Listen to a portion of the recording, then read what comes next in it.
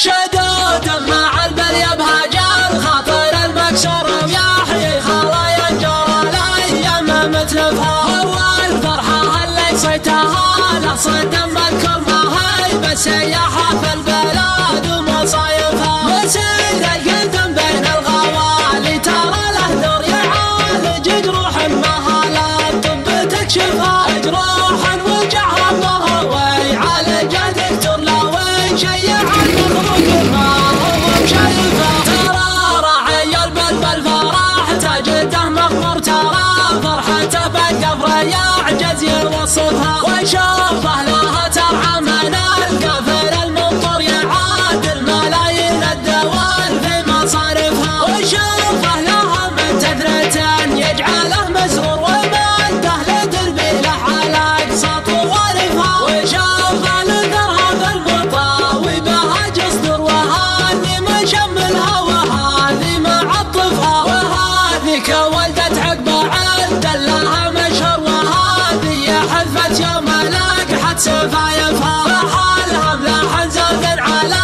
الزين عم قسرور اسرور الجاها مليها للبل توصفها.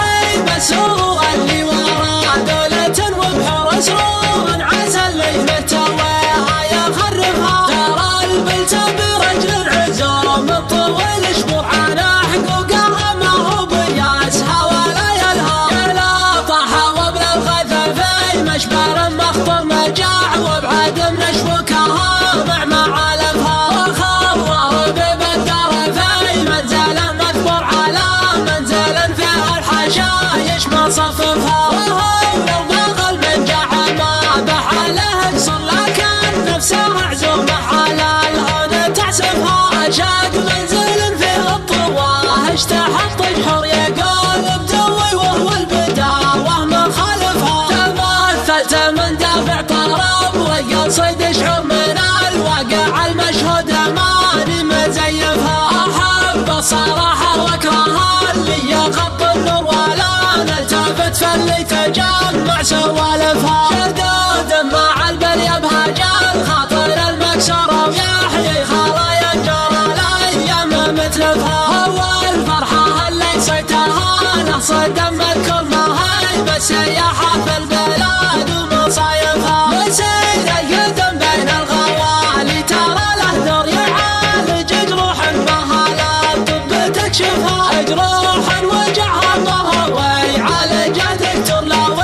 يشيع المخلوق ما هو بشايفها. ترى راعي البلبل فرح تجده مغمور ترى فرحته بالقبر يعجز يوصفها. وشوفه لها ترعى من القفل المنطر يعادل ملايين الدوال في مصارفها. وشوفه لها من تثرة يجعله مسرور ومده لدربي له على اقصى طوالفها. وشوفه لثرها في البطاوي بها جصدر وهذه مشملها وهذه معطفها. وهذيك ولدت عقبه عند لها مشهور وهذه حذفت يوم لقحت سفايفها. فحالها ملاح زود على الزين عم قسرور اسرور الجاها مليها للبل توصفها. هي مسرور اللي ورا دولة وبحور اسرور عسى اللي متويها يخرفها. ترى